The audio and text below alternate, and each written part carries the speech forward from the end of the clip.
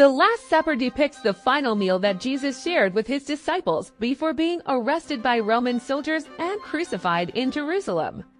Jesus is positioned in the center of a long dining table, with his 12 disciples on either side.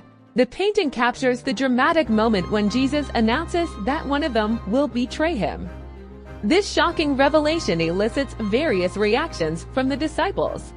Despite the emotionally charged atmosphere, Jesus remains calm and serene in the center of the painting. His isolated stance, amidst the reactions of the disciples, emphasizes him as the main character of the scene, while the disciples are grouped into trios based on their reactions. The trio on the far left consists of Bartholomew, James the Lesser, and Andrew, who appear stunned and questioning. Andrew, with his hands raised in astonishment, James, who is speaking to Jesus while gesturing towards him, and Bartholomew, who has risen from his seat, enhance the sense of shock in the painting. On the other end of the table, the trio of Matthew, Thaddeus, and Simon is seen discussing the revelation, seeking answers from Simon.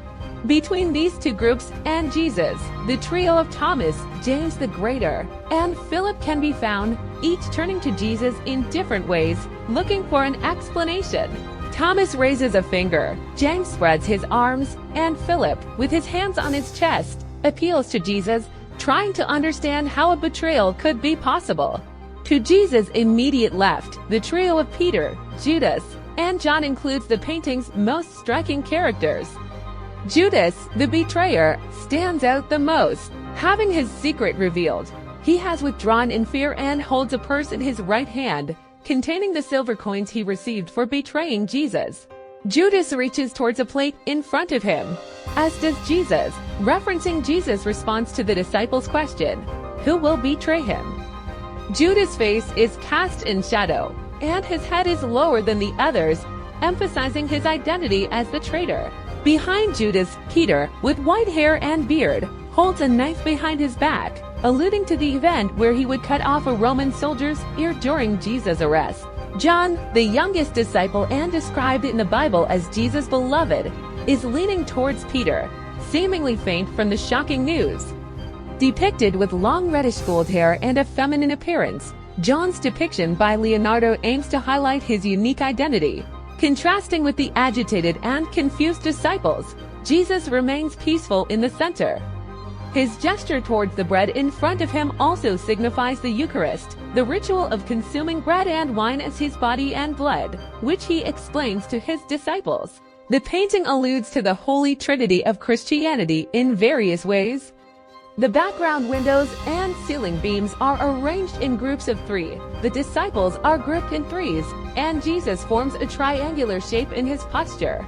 One of the striking aspects of Leonardo's work is the use of extraordinary and effective perspective. Located on the interior wall of the Santa Maria del Grazie Monastery, the painting creates an illusion of a separate room extending beyond the wall due to its perspective. This brilliant technique also adds a natural feel to the painting. Although it is a wall painting, it is not a fresco painted on wet plaster. Leonardo chose to paint on the stone wall using his unique method to achieve more vibrant colors. But unfortunately, the result was unsuccessful. Even within the first 50 years, a significant portion of the surface deteriorated. The painting has suffered various forms of damage, including bombing during World War II. Today, restoration efforts have preserved the work, but much of Leonardo's original brushwork has been lost. Originally, the colors of the disciples' clothing and the plates on the table reflected in the painting. However, due to its deteriorated condition, many details are now unobservable. A door added later in the middle of the painting obscures Jesus' feet, which were thought to resemble the crucifixion posture in the original work.